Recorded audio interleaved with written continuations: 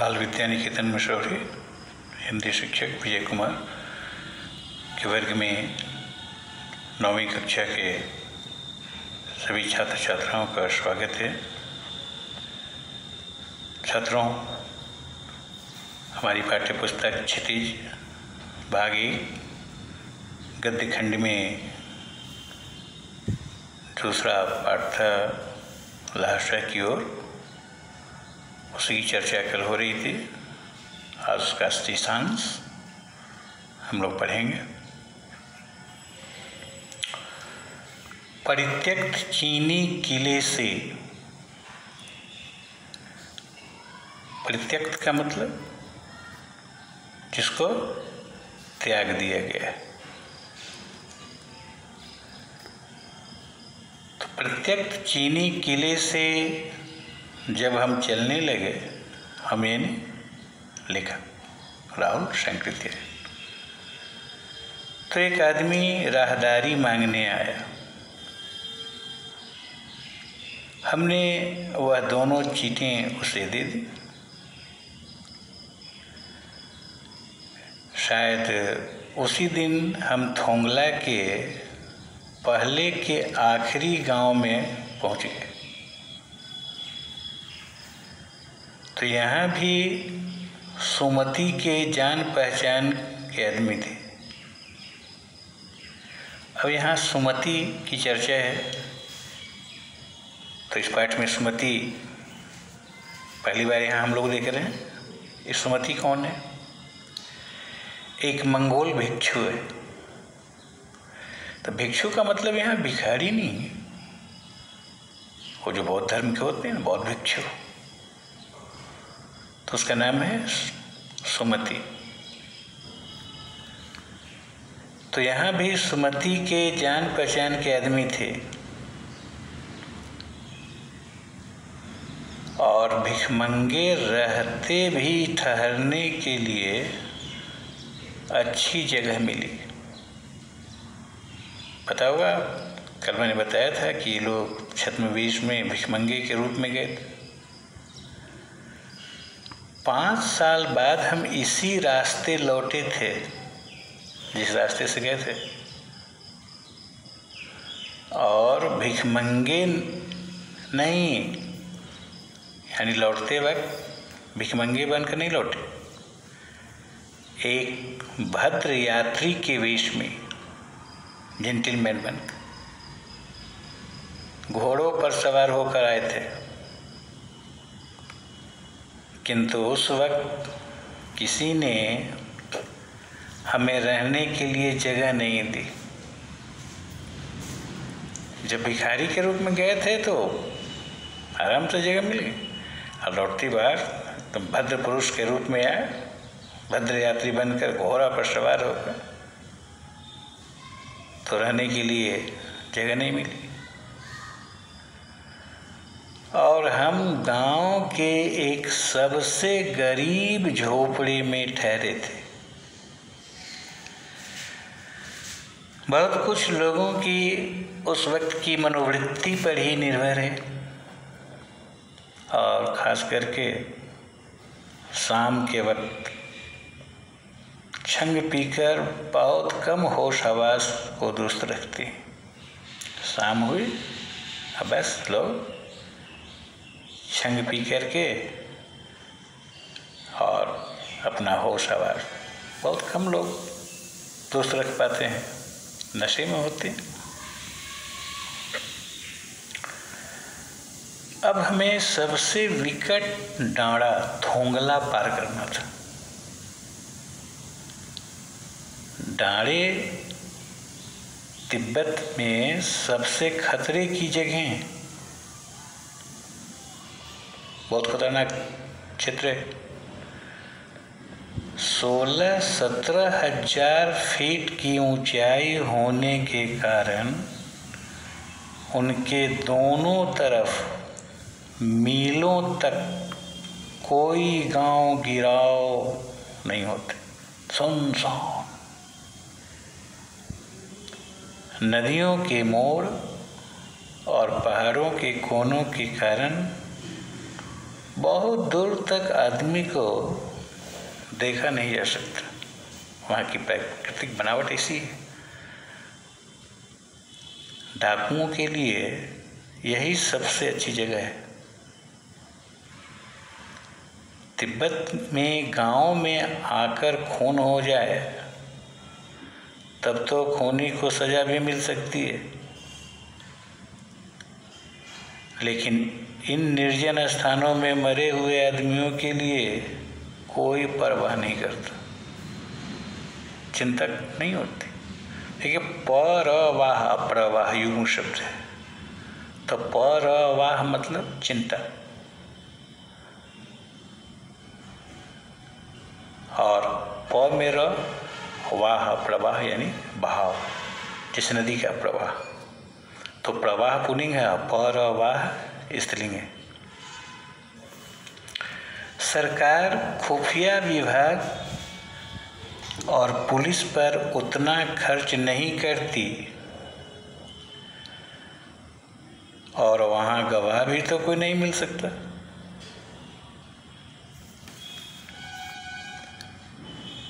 ये डकैत लोग क्या करते हैं, पहले आदमी को मार डालते हैं और उसके बाद देखते हैं कि कुछ पैसा है कि नहीं। हम लोग के यहाँ क्या होता है, पहले मांगते हैं जो कुछ है निकाल के दे, और नहीं तो फिर मारें। लेकिन वहाँ ऐसी स्थिति नहीं है, वहाँ डाकू लोग पहले मार देते हैं और तब जो कुछ पास में है वो लेते हैं। हथियार का कानून न रहने के कारण यहाँ लाठी की तरह लोग पिस्तौल बंदूक लिए फिरते हैं। कोई कानून ही नहीं, लाइसेंस की जरूरत ही नहीं। तो जैसे हम लोग अपने घर में लाठी डंडा रखते हैं, उसी तरह से वहाँ लोग पिस्तौल बंदूक रखते हैं। अब वो जो बात थी कि डाकू पहले क्यों मारते हैं भाई, मांगते क्यों नहीं, तो उसके पीछे एक कारण है। क्या? डाकू यदि जान से न मारे तो खुद उसे अपने प्राणों का खतरा है, क्योंकि डाकू जानता है कि यहाँ के जितने भी लोग हैं सबके पास तमंचा है, पिस्तौल है, बंदूक तो जरूर हो। गांव में हमें मालूम हुआ कि पिछले ही साल थोंगला के पास खून हो गया। शायद खून की हम उतनी परवाह नहीं करते। क्यों? इसलिए कि हम भिखमंगे थे, और जहाँ कहीं वैसी सूरत अगर देखते, लगता कि कोई डाकू है, तो टोपी उतार कर जीभ निकाल कुची कुची, कुची कुची का मतलब होता है दया, दया करो, दया करो, कुची कुची एक पैसा कहते भीख मांगने लगते। लेकिन पहाड़ की ऊंची चढ़ाई थी, पीठ पर सामान लाद कर कैसे चलते। सामान नहीं होते तो कोशिश सार्थक होती, लेकिन सामान भी तो। और अगला पड़ाव 16-17 मील से कम नहीं था, 16-17 मील। तो मैंने सुमति से कहा कि यहाँ से लंगकोर तक के लिए 2 घोड़े कर लो। अब 16-17 मील चलना, उसमें भी सामान के साथ, कोई आसान काम तो है नहीं। तो सुमति से कहा कि देखो भाई 2 घोड़े कर लो, सामान भी रख लेंगे और चले चलेंगे।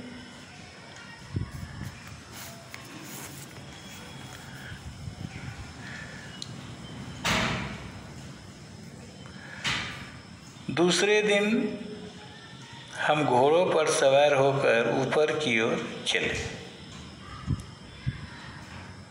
डारे से पहले एक जगह चाय पी और दोपहर के बाद डाढ़े के ऊपर जा पहुँचे। ऊंची जमीन जो होती है उसी को डाढ़े कहते हैं। हम समुद्र तल से 17-18 हजार फीट ऊंचे खड़े थे। हमारी दक्षिण तरफ पूरब से पश्चिम की ओर हिमालय के हजारों श्वेत शिखर चले गए थे। श्वेत मतलब सफ़ेद, वाइट, उजला शिखर, चोटी। भीटे की ओर, टीला को कहते हैं भीटा, तो भीटे की ओर देखने वाले पहाड़ बिल्कुल नंगे थे। न वहाँ बर्फ की सफ़ेदी थी, न किसी तरह की हरियाली। अब कुछ पहाड़ होते हैं जो हिमाच्छादित होते हैं, बर्फ से चोटियाँ ढकी होती, और कुछ है जो कि पेड़ पौधे होते हैं, लेकिन यहाँ बिल्कुल नंगे थे। बर्फ भी नहीं थी, हरियाली भी नहीं थी। उत्तर की तरफ बहुत कम बर्फ वाली चोटियाँ दिखाई पड़ती थी। सर्वोच्च स्थान पर डाढ़े के देवता का स्थान था, जो पत्थर के ढेर, जानवरों की सींगों और रंग बिरंगे कपड़े की झंडियों से सजाया गया था। अब हमें बराबर उतराई पर चलना था, यानी जो जमीन थी वो ढालुआ थी, तो चढ़ाई तो कुछ दूर थोड़ी मुश्किल थी, लेकिन उतराई बिल्कुल नहीं। शायद एक और सवार साथी हमारे साथ चल रहे थे। तो मेरा घोड़ा कुछ धीमे चलने लगा। मैंने समझा कि चढ़ाई की थकावट के कारण ऐसा कर रहा है और उसे मारना नहीं चाहता था। परिणाम क्या हुआ? धीरे धीरे वह यानी घोड़ा बहुत पिछड़ गया और मैं डॉन क्विक्सोटो, एक उपन्यासकार का नाम है, स्पेन का नॉवलिस्ट, डॉन क्विक्सोटो की तरह अपने घोड़े पर झूमता हुआ चला जा रहा था। जान नहीं पड़ता था कि घोड़ा आगे जा रहा है या पीछे। जब मैं जोर देने लगता तो वह और सुस्त पड़ जाता। एक जगह दो रास्ते फूट रहे थे। अब रास्ते पे जा रहे हैं, कहीं वहाँ पर एक बाएं भी रास्ता जा रहा है, दाएं। अब अनजान रास्ता है, किधर जाएं? तो मैं बाएं का रास्ता ले मील 1.5 मील तक चला गया। करीब 1.5 मील चले गए बाएं रास्ते से। आगे एक घर में पूछने से पता लगा कि लंगकोड़ का रास्ता तो दाहिने वाला था। लीजिए, हुई मुसीबत। जाना था दाएं रास्ते से, चले गए बाएं रास्ते, और उसमें भी 1.5 मील चले गए। तो फिर लौटेंगे तो 3 मील का समय तो बर्बाद हो। फिर लौटकर उसी को पकड़ा। 4-5 बजे के करीब मैं गांव से मील भर पर था, यानी जहाँ जाना था तो वहाँ से 1 मील की दूरी पर, और उस समय 4-5 बज रहे थे। तो सुमति इंतजार करते हुए मिले। मंगोलों का मुंह वैसे ही लाल होता है। मंगोल के जो लोग होते हैं, मंगोल वाले, और अब तो वह पूरे गुस्से में थे। तो एक तो मंगोल का मुंह लाल और गुस्सा में चेहरा और भी लाल हो जाता है। उन्होंने कहा, मैंने 2 टोकरी कंडे फूंक डाले, 3-3 बार चाय को गर्म किया। नहीं कहना चाहते कि कहाँ रह गए थे, इतनी देर कैसे लग गई। मैंने बहुत नरमी से जवाब दिया, लेकिन मेरा कसूर नहीं है मित्र। देख नहीं रहे हो कैसा घोड़ा मुझे मिला है। मैं तो रात तक पहुंचने की उम्मीद रखता था। हमको तो विश्वास ही नहीं था कि इतनी जल्दी पहुंचेंगे। खैर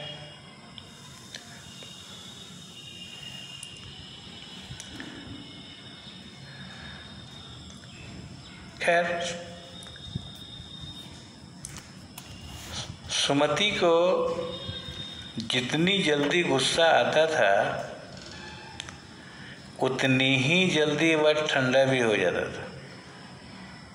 कुछ लोग ऐसे होते हैं जल्दी क्रुद्ध नहीं होते, और जब क्रुद्ध हो जाते हैं तो फिर गुस्सा उतरने में बहुत समय लगता है।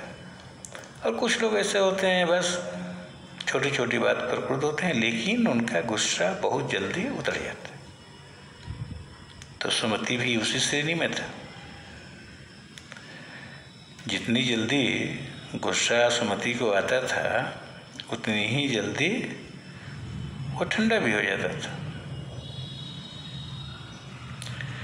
लंगकोर में वह एक अच्छी जगह पर ठहरे थे। यहाँ भी उनके अच्छे यजमान थे।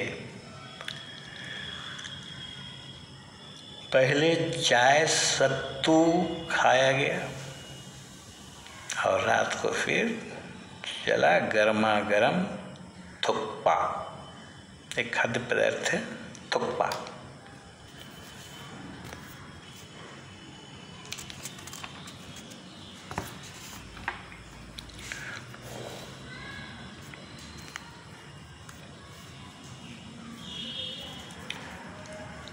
अब हम तिंगरी के विशाल मैदान में थे,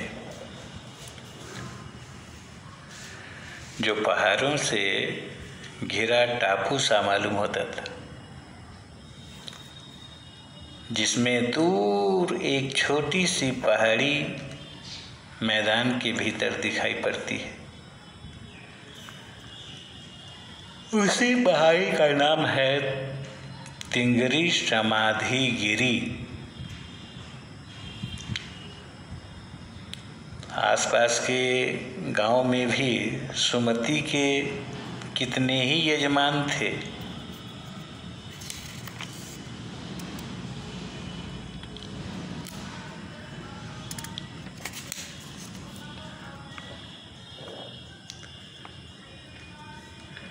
कपड़े की पतली पतली चिड़ी बत्तियों के गंडे खत्म नहीं हो सकते थे, क्योंकि बोध गया से लाए कपड़े के खत्म हो जाने पर किसी कपड़े से बोध गया का गंडा बना लेते थे। अब कैसे ताबीज वगैरह बांधते हैं लोग, एक धागा होता है पंडित जी बांधते हैं, तो उसी तरह वहाँ गंडा बोध गया से वो लाते थे। खत्म हो गया तो किसी कपड़े से बना लेते थे। वह अपने यजमानों के पास जाना चाहते थे क्योंकि कमाई भी हो जाती थी। मैंने सोचा या तो हफ्ता भर उधर ही लगा दें। मैंने उनसे कहा कि जिस गांव में ठहरना हो उसमें भले ही गंडे बांट दो, मगर आसपास के गांव में मत जाओ। इसके लिए मैं तुम्हें लहासा पहुंचकर रुपए दे दूंगा। तुमको पैसा चाहिए ना, तो लहासा पहुंचेगा तो जो भी तुमको नुकसान होगा क्षतिपूर्ति कर देंगे। सुमति ने स्वीकार कर लिया। दूसरे दिन हमने भाड़िया ढूंढने यानी भारवाहक की कोशिश की, लेकिन कोई न मिला। सवेरे ही चल दिए होते तो अच्छा था, लेकिन अब 10-11 बजे की तेज धूप में चलना पड़ रहा था। तिब्बत की धूप भी बहुत कड़ी मालूम होती है। यद्यपि थोड़े से भी मोटे कपड़े से सिर को ढक लें तो गर्मी खत्म हो जाती है। आप 2 बजे सूरज की ओर मुंह करके चल रहे हैं, ललाट धूप से जल रहा है और पीछे का कंधा बर्फ हो रहा है, यानी पीछे ठंड लग रही। फिर हमने पीठ पर अपनी अपनी चीजें डाली, डंडा हाथ में लिया और चल पड़े। यद्यपि सुमति के परिचित तिंगड़ी में भी थे, लेकिन वह एक और यजमान से मिलना चाहते थे, तो इसलिए आदमी मिलने का बहाना कर सेकर विहार की ओर चलने के लिए कहा। विहार का मतलब यहाँ मठ, सेकर विहार। तिब्बत की जमीन बहुत अधिक छोटे छोटे जागीरदारों में बटी है। इन जागीरों का बहुत ज़्यादा हिस्सा मठों यानी विहारों के हाथ में है। अपनी अपनी जागीर में हर एक जागीरदार कुछ खेती खुद भी कराता है, जिसके लिए मजदूर बेगार में मिल जाते हैं। खेती का इंतजाम देखने के लिए वहाँ कोई भिक्षु भेजा जाता है, तो जागीर के आदमियों के लिए राजा से कम नहीं हो। सेकर की खेती के मुखिया भिक्षु, जिनको नमशे कहकर संबोधित करते हैं, बड़े भद्र पुरुष थे, जेंटिलमैन। वह बहुत प्रेम से मिले। हालांकि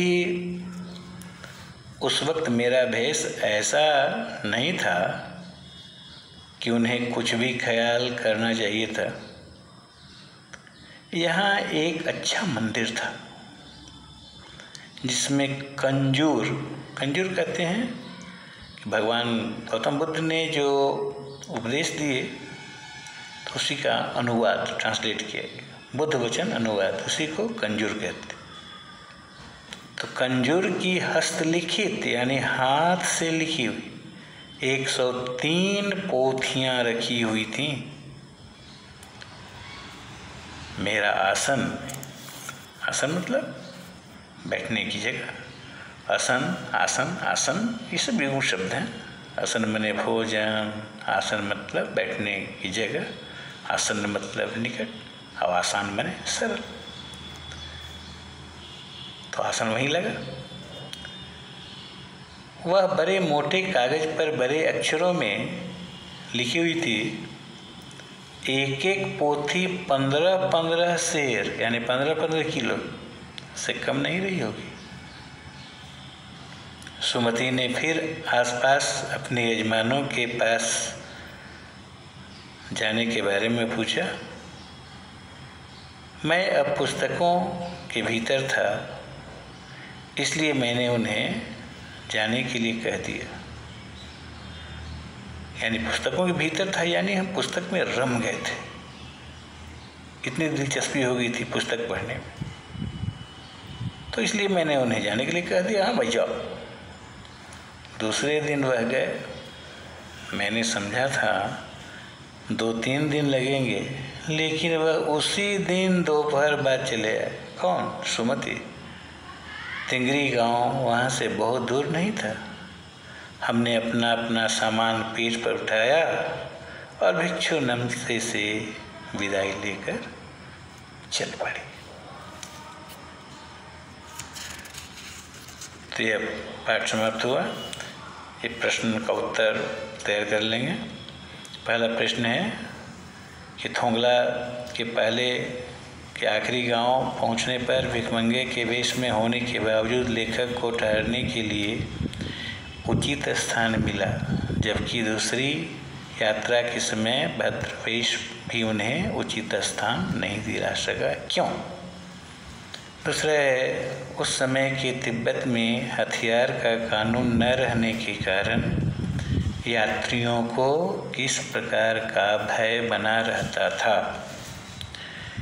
तीसरा है, लेखक लंकोर के मार्ग में अपने साथियों से किस कारण पिछड़ गया। चौथा है, लेखक ने शेखर विहार में सुमति को उनके यजमानों के पास जाने से रोका, परंतु दूसरी बार रोकने का प्रयास क्यों नहीं किया। पांचवा, अपनी यात्रा के दौरान लेखक को किन किन कठिनाइयों का सामना करना पड़ा। छठा, प्रस्तुत यात्रा वृत्तांत के आधार पर बताइए कि उस समय का तिब्बती समाज कैसा था। और सातवें है, मैं अब पुस्तकों के भीतर था नीचे दिए गए विकल्पों में से कौन सा इस वाक्य का अर्थ बतलाता है। ऑप्शन है क, लेखक पुस्तकें पढ़ने में रम गया। ख, लेखक पुस्तकों की शेल्फ के भीतर चला गया। ग, लेखक के चारों ओर पुस्तकें ही थी। ग, पुस्तक में लेखक का परिचय और चित्र छपा था।